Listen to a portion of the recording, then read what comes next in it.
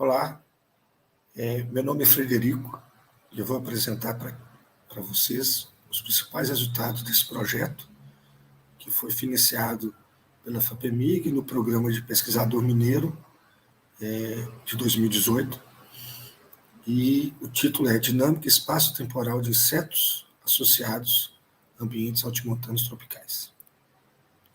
Intervenções antrópicas estão cada vez mais preocupantes do ponto de vista dos danos que vem trazendo para os ambientes naturais, modificando paisagens através de pressões de corte, de perda de hábitat, ou, por exemplo, de fogo, como mostrado aqui nesta imagem. E, ao mesmo tempo, existe uma carência de dados robustos que mostram quais são os efeitos dessas mudanças, sejam elas causadas pelo homem ou por mudanças como mudanças climáticas, nessas comunidades, principalmente comunidades como dessa paisagem de montanhas tropicais, para que tenhamos estratégias de conservação e manejo adequadas. Então, diante disso, nós conseguimos dar andamento nessas ideias e estamos trabalhando nesse projeto, onde o objetivo foi elevar o conhecimento a respeito dos padrões de distribuição espaço-temporais de insetos e interações nessas cadeias de montanhas, principalmente na Serra do Cipó, na cadeia dos Pinhaços, onde foram mostrados diversos grupos de insetos, incluindo formigas, besouros rola-bosta, vespas e abelhas, borboletas e insetos herbívoros, entre 2014 e 2018. Esses dados foram amostrados principalmente na Serra do Cipó, nessa paisagem que nós estamos vendo aqui.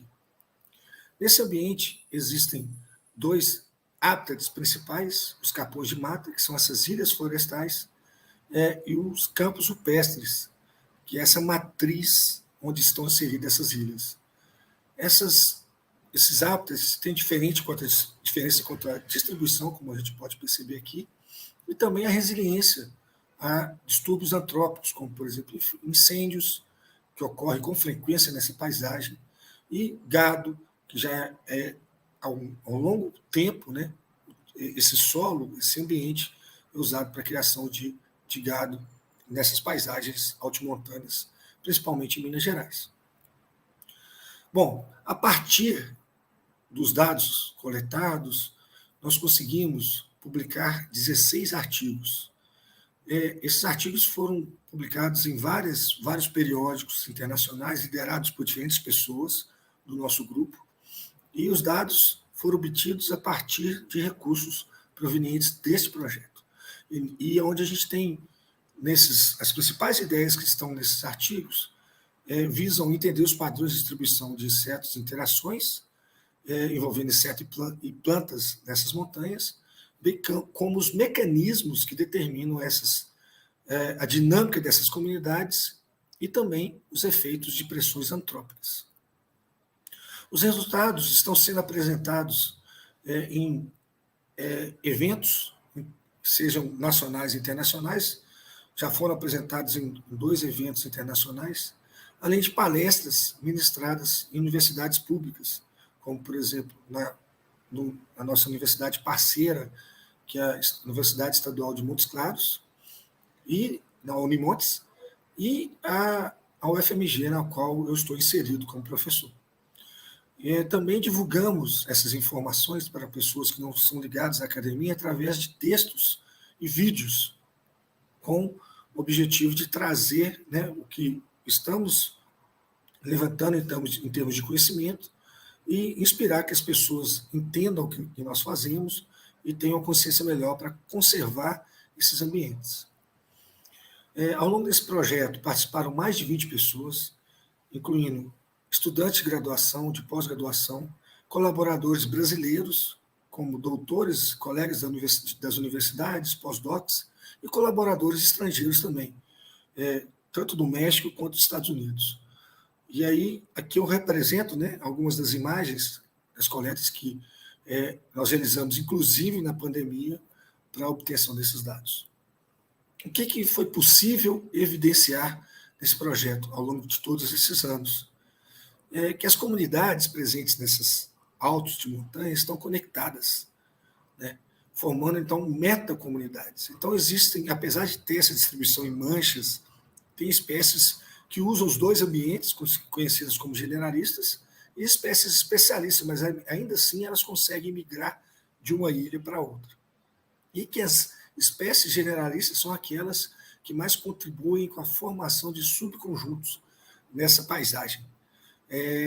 Também verificamos que as características dos hábitats, sejam ele o campo rupestre, as ilhas, sejam grandes ou pequenas, ou características dos organismos, pouco influenciam nessa formação desses subconjuntos.